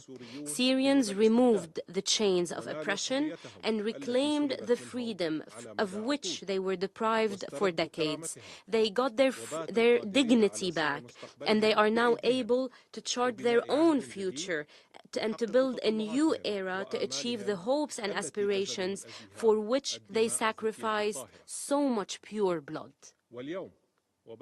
Today, following the victory of the revolution of the Syrian people, the revolution of freedom and dignity, Syria is entering a new era in its history, where all Syrians come together to build a state of freedom, equality, and rule of law, to achieve prosperity and stability, to turn the page of oppression and suffering and human rights abuses. This phase requires support by the international community to Syrians and their state. This phase requires the support by the international community to Syrians and their state in their quest to build a better future for their country. There was recently a smooth transition of state institutions to the caretaker government, which was established for a period to end by the beginning of next March. With this, the Syrian people has taken the first step on the right track by preserving state institutions and preventing their collapse, knowing full well what disastrous consequences such collapse could lead to, and this is something we have seen in other states. The caretaker government is working on ensuring security and stability, on meeting essential needs and providing essential services. It is preparing for a national dialogue conference to discuss the next phase and establish a transitional government to oversee preparations for national processes, including the drafting of the constitution and the holding of elections. Mr. President, Syrian authorities stressed their commitment to maintain the independence, sovereignty, unity, and territorial integrity of Syria. They also expressed their will to build friendly relations with all UN member states based on mutual respect, constructive cooperation, and shared interests, away from the policies of polarization. Syrian authorities also stressed that the new Syria is willing to play a positive role on the international arena. It will be a positive contributor to the promotion of international and regional peace and security, and it will not engage in any conflict or war. Syria calls upon the members of the United Nations to respect the will of the Syrian people and its national choices, to support state institutions and their efforts to recover security and stability and prosperity in the society. For this reason, external actors should not interfere. They should not interfere with the political process. Foreign actors should not seek to achieve gains that go against the interest of the Syrian people and their country. All statements and practices seeking to instigate discord and chaos or threaten civil and societal peace in Syria should stop immediately. And I repeat, should stop immediately. Stop immediately. All statements and practices seeking to instigate discord and chaos or threaten civil and societal peace in Syria should stop immediately. In this vein, my country, Syria, would like to express its thanks and appreciation to all states that expressed their support to the Syrian people and their will, that sent their delegations to Damascus and made calls with the new Syrian leadership, that hosted the Syrian government delegation and provided support and help to the Syrian people in this very critical phase of our history. Syria stresses that today it opens a new page in its history, a bright page in the future of foreign relations of Syria in support of prosperity and in support of the safety in the region and stability in the region. Mr. President, Syrians have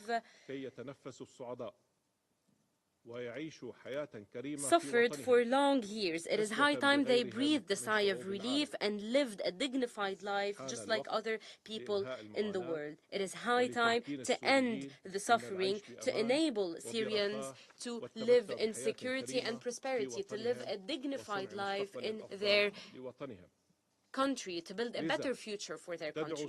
For this reason, we call upon the United Nations and its member states to immediately and fully lift the unilateral coercive measures, to provide the necessary financing to meet humanitarian needs and recover basic services, mainly the electricity, to support early recovery projects and livelihood projects and sustainable development, to rehabilitate and reconstruct the damaged services facilities, to ensure demining and to get rid of unexploded remnants of war, and to provide a conducive environment for the dignified return of refugees and displaced to their cities and homes. In this vein, we note the expansion by the United States of the scope of exemptions for the unilateral coercive measures imposed on Syria. We call upon the United States and other countries to fully lift these measures imposed on the Syrian people because they originally targeted the previous regime and its criminal tools. Syria believes in the partnership with the United Nations and its member states.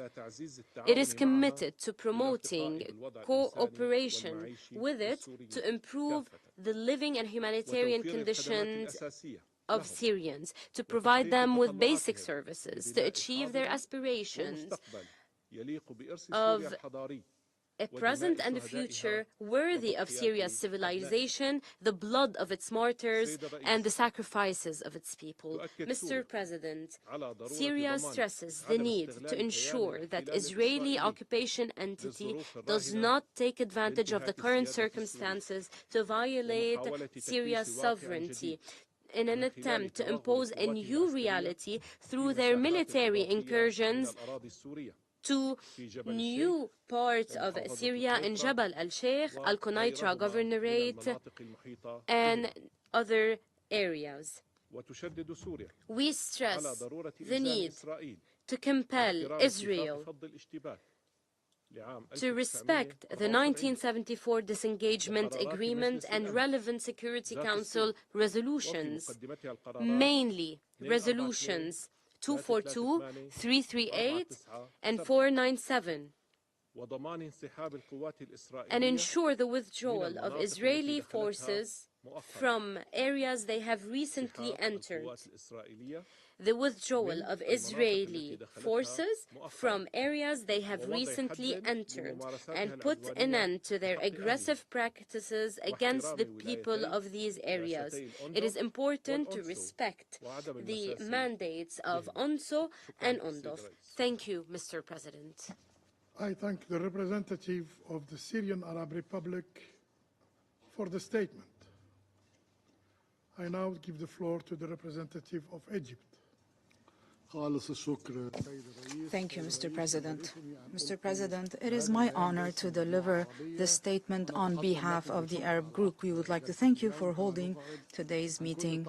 We would also like to thank the briefers for their briefings, Mr. Geir Pedersen, the Special Envoy for Syria, and Mr. Tom Fletcher, the Undersecretary General. Mr. President, Syria is going through a historic transformation that will have repercussions not only on our brethren in Syria, but also on the entire Middle East. The Syrian people has suffered for over 13 years from a humanitarian tragedy that they did not deserve. This tragedy has led to infighting, to acts of violence, to occupation and attempts to divide their territory, to internal and external displacement, to the spread of terrorist groups, and to economic repercussions that drove the majority of Syrians below the poverty line. Today, the Syrian people is facing a grave challenge related to a political process and a transitional period that should not be taken lightly. We must all make sure that this process is safe and is running smoothly and properly with the full support to the Syrian people. Mr. President, the Arab group reaffirms the support of Arab countries to the Syrian people to make sure that the current era is a starting point for a bright future. We would like to reaffirm the following points in our firm position vis-à-vis this crisis. 1. The Arab group reaffirms that Arab countries never abandoned Syria during its past plight. Our current support did not happen on the spur of the moment. It reflects honest intentions toward the Syrian people. Arab countries made great efforts in the past through many frameworks, including the Arab Liaison Committee, to advance the political reform process in Syria, to bridge differences between stakeholders, to urge the former regime to respond to the request for change, to put an end to the infighting, to stop the bloodshed, and to protect Syria and its unity. Arab countries also contributed to providing humanitarian support to the Syrian people over the past years, especially during the 2023 earthquake crisis. We also hosted our Syrian brethren and welcomed them in their second homes. We reaffirm that Arab countries continue to strongly support the current political process in its right path, for it is our obligation and it is the right of the Syrian people. You are part of our region. You are our Syrian brothers and sisters. 2. The Arab group reaffirms the sovereignty, territorial integrity, unity and independence of Syria. We condemn the ongoing Israeli occupation of the Syrian Golan, occupied since 1967. We condemn Israel's opportunistic exploitation of the current situation to occupy further Syrian territory, to bomb cities, facilities and infrastructure. This is a blatant violation of international law and UN Charter. It is a violation of the disengagement agreement of 1974.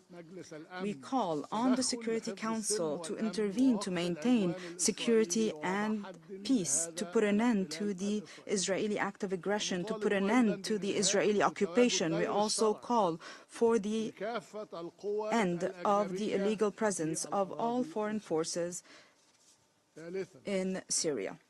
3.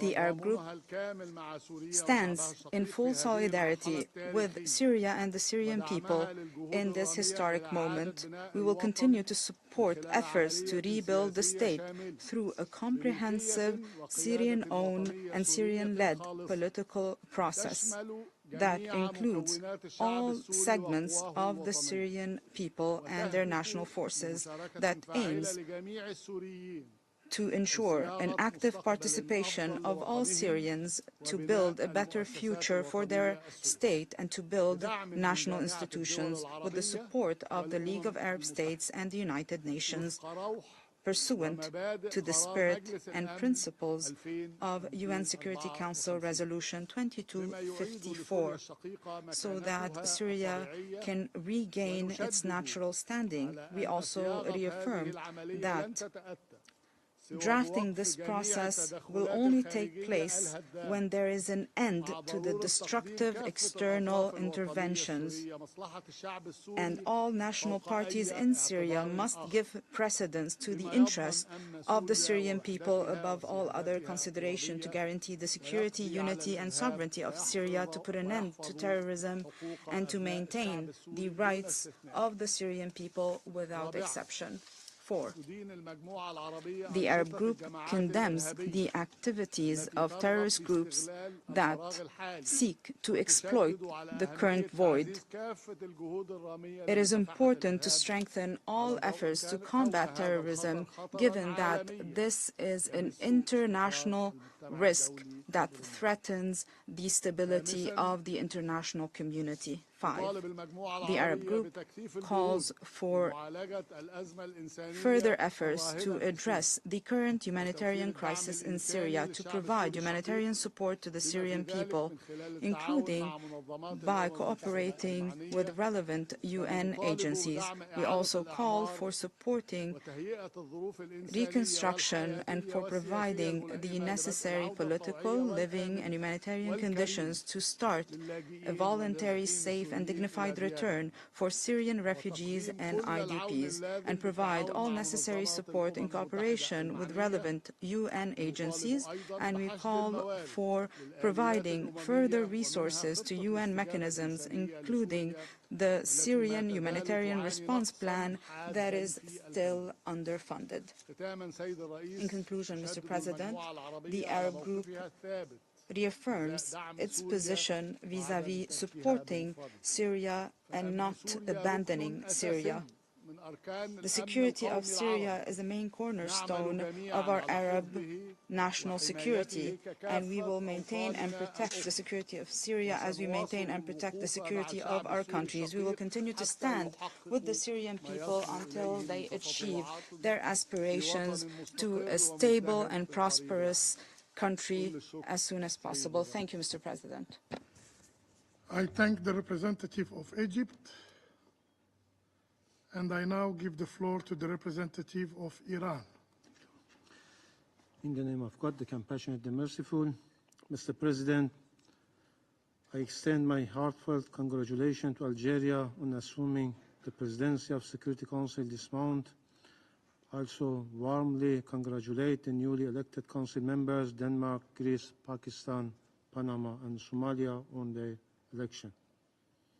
Additionally, I'll take this opportunity to express my appreciation to the outgoing elected members, Ecuador, Japan, Malta, Mozambique, and Switzerland for their dedicated and commendable efforts during their 2 years, tenure on the Council. We thank Mr. Peterson, the Special Envoy, and Mr. Fletcher, the Under Secretary, for their insightful briefing. Mr. President, on the ongoing situation in Syria, I wish to make the following points.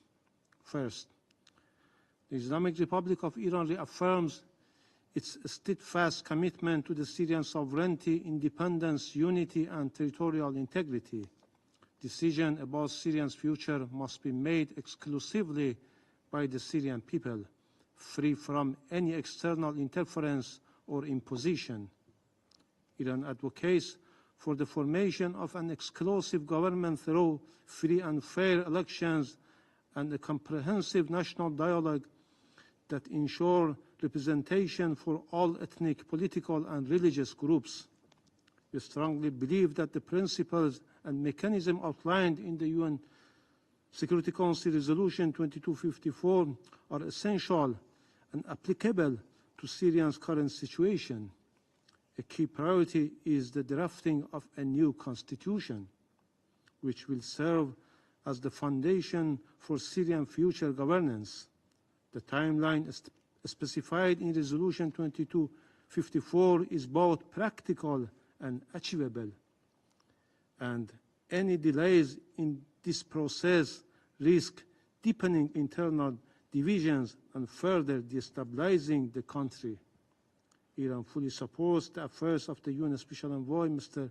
Peterson, and commends its active engagement in advancing this critical objective. Second, Iran's presence in Syria has been legal, aligned with international law, and carried out at the request of the former Syrian government. Iran participated in an advisory capacity to combat terrorism, aiming to prevent insecurity from spreading throughout the region. Similarly, Iran's withdrawal from Syria has been conducted in a responsible manner, with careful consideration of potential impact of the Syrian people. Nevertheless, achieving peace, stability, and security in Syria, ending foreign occupation, and ensuring a Syria free of terrorism remain the cornerstones of Iran's foreign policy toward the country. Third, Syrian people continue to endure severe economic and humanitarian challenges, with nearly 1.1 million people, mostly women and children, displaced since 27 November 2024. According to OCHA, humanitarian activities have resumed in areas where security conditions allow, yet access remains critically restricted in parts of the northeast Syria due to the movement constraints. Iran commends the tireless efforts of OCHA and humanitarian partners in alleviating the suffering of the Syrian people, rebuilding critical infrastructure, restoring essential services, and facilitating the safe return of refugees and displaced persons are essential steps toward recovery. Equally important, the extraterritorial and unilateral sanctions imposed by Western countries on Syria are unjust and illegal and must be lifted immediately. Exploiting the situation in Syria to impose political conditions and undermine Syrian sovereignty in exchange for sanctions relief severely harms the most vulnerable populations and violate the fundamental rights of the Syrian people. Fourth, Iran emphasized the imperative of respecting the rights of all minorities in Syria, including Alawites, Shiites, and Christians, and ensuring the protection of diplomatic personnel and premises in accordance with international law. Similarly, safeguarding Syrian religious sites and cultural heritage is vital for preserving its identity and unity. All actions must be fully adhere to international law to ensure the safety and rights of all communities. Fifth, resurgence of terrorism in Syria, particularly the covert operations of sleeper cells linked to Al-Qaeda and ISIS, remains a serious and escalating concern. These terrorist groups retain the potential to reconnect and reignite terrorism across the region, compounding the crisis in the presence of over 60 armed groups, including foreign terrorist fighters with divergent and often conflicting agendas, which had deepened instability and poses a severe threat to both regional and global security. The fate of the thousands of ISIL-affiliated fighters held in camps and prisons in northeastern Syria is a pressing challenge that demands urgent action. These individuals must be swiftly repatriated to their countries of origin based on their nationality and subjected to legal proceedings to ensure accountability. Iran remains steadfast in its commitment to combating international terrorism and stands ready to collaborate with legitimate international partners to address this critical challenge. Sixth, Israel remains the most significant threat to Syria present and future. This occupying regime continues violation of Syrian sovereignty and territorial integrity, including its military aggression and ongoing occupation of Syrian territories. It also defies Security Council Resolution 497 by refusing to withdraw from the occupied Golan Heights. With US support and exploiting Syrian situation, Israel has expanded its occupation by occupying over 500 additional square kilometers of Syrian territory and systematically destroying nearly all of Syria's military and research infrastructure. These actions flagrantly violate international law, the UN Charter, and relevant Security Council resolutions. The Security Council must take decisive action to halt this violation and hold Israel accountable for its destabilizing action. Finally, Iran's friendly relations with Syria are rooted in decades of shared history, as well as strong political and cultural ties, and continue to deepen based on mutual interest and adherence to international legal principles. Iran remains committed to playing a constructive role, collaborating with the United Nations, regional partners, and the government of Syria, which represents the will of Syrian people, to achieve lasting peace and stability in Syria and the broader region. I thank you. I thank the representative of the Islamic Republic of Iran for the statement. I now give the floor to the representative of Kuwait. In the name of God, the merciful, the compassionate, President of the Security Council for the current month, the permanent representative of Algeria. Dear colleagues, it is my honor to deliver this statement on behalf of the countries of the Gulf Cooperation Council, the GCC, the United Arab Emirates, the Kingdom of Bahrain, the Kingdom of Saudi Arabia, the Sultanate of Oman, the State of Qatar, and my country, the State of Kuwait. We would like to express our support to the statement delivered by His Excellency, the Permanent Representative of the Arab Republic of Egypt on behalf of the Arab Group. We would also like to congratulate you on assuming the presidency of the Security Council for this current month. We stand ready to support you and your team to guarantee the success of this presidency. We do hope that the Algerian presidency will contribute to further UN activities to highlight the current challenges in the Middle East and the world. We would also like to convey our wishes for luck and success to the new members. Allow me also to thank Mr. Geir Pedersen, the Special Envoy of the Secretary General for Syria. I would also like to thank Mr. Tom Fletcher, the Under Secretary General, for his briefing. Mr. President, the GCC countries, towards the end of December 2024, held in the state of Kuwait the 46th extraordinary meeting, ministerial meeting, to follow up on the developments in Syria and Lebanon.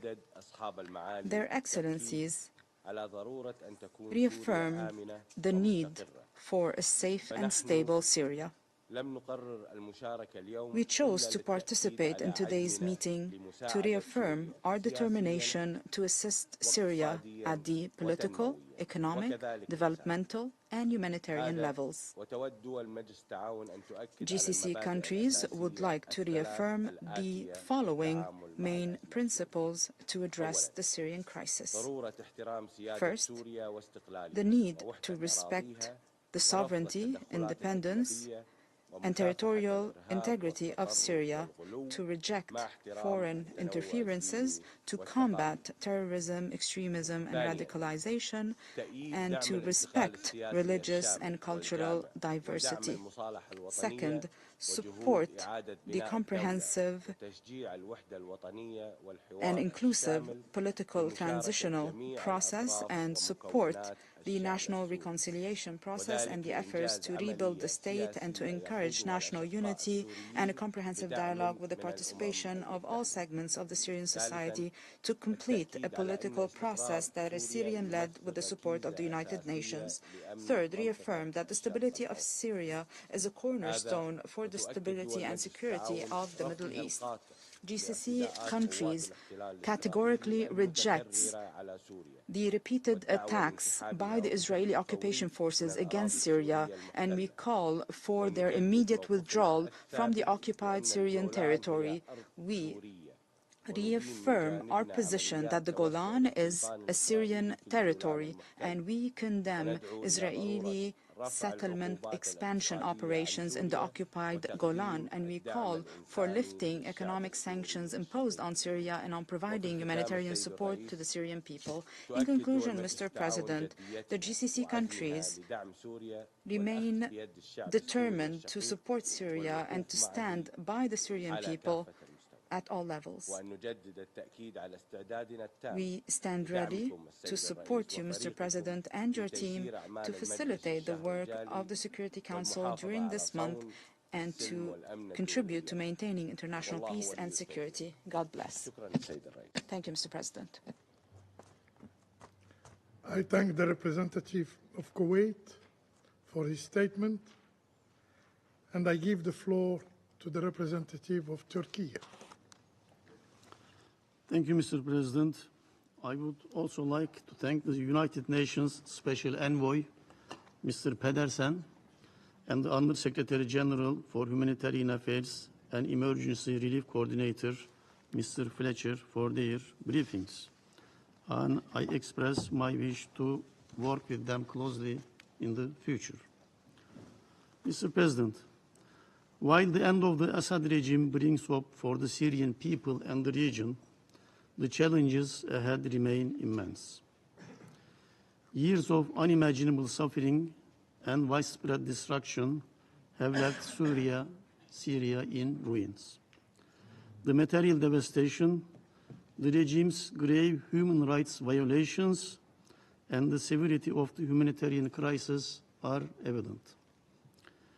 We must ensure accountability for the human rights violations and the uses of chemical weapons by the Assad regime.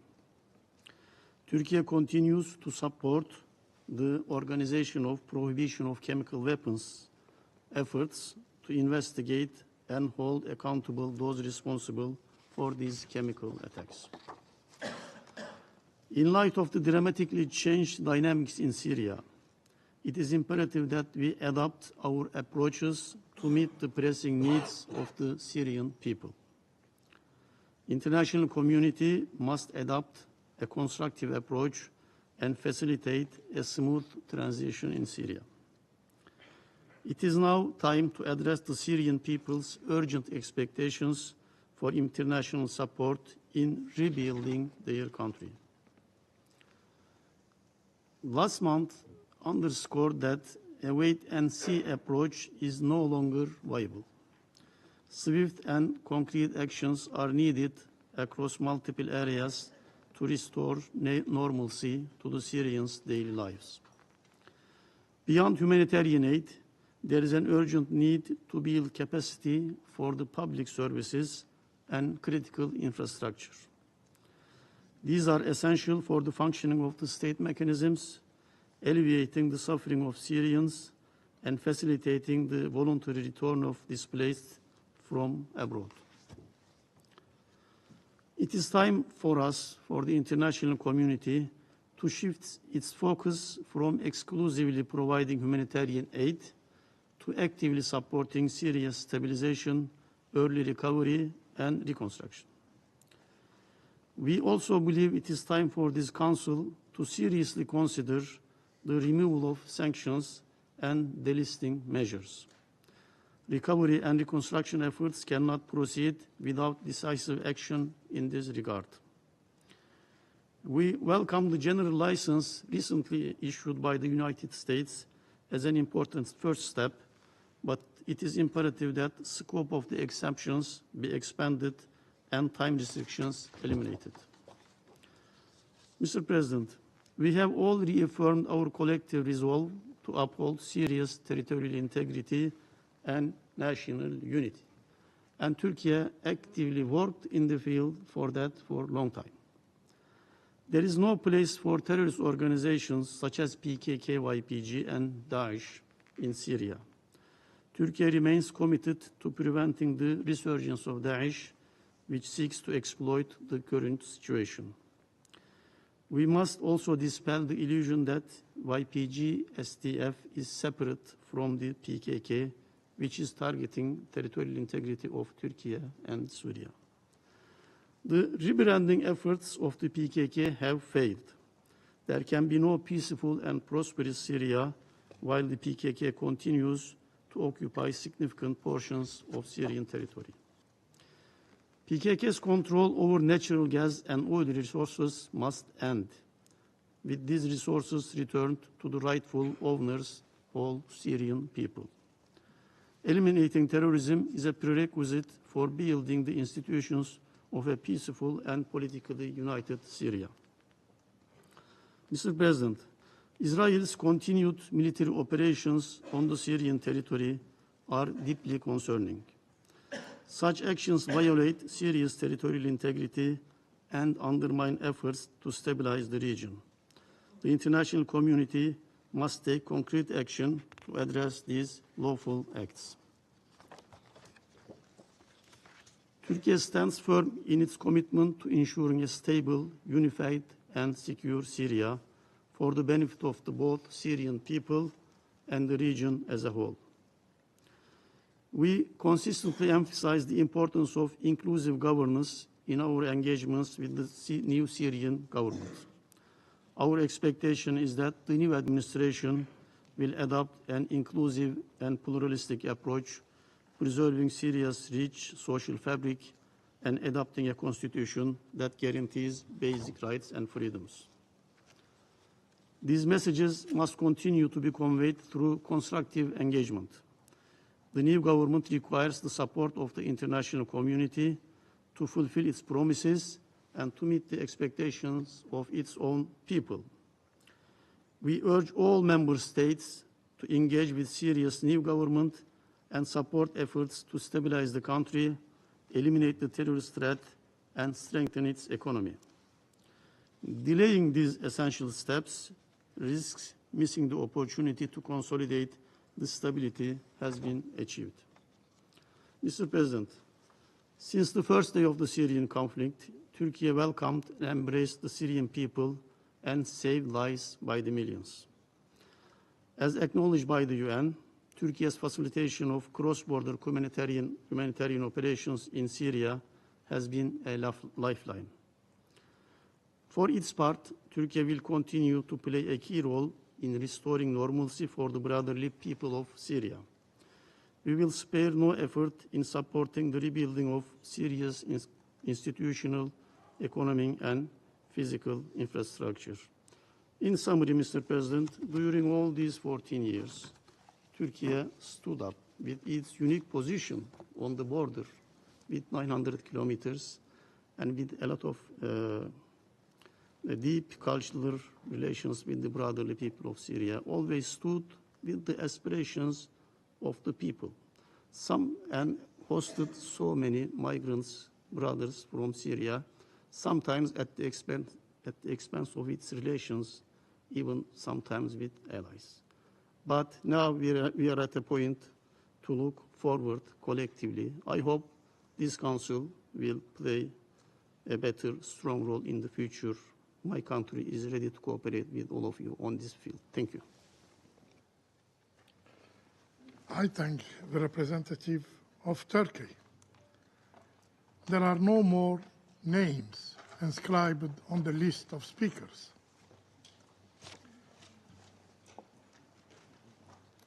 I now invite Council members to informal consultations to continue our discussion on the subject. The meeting is adjourned.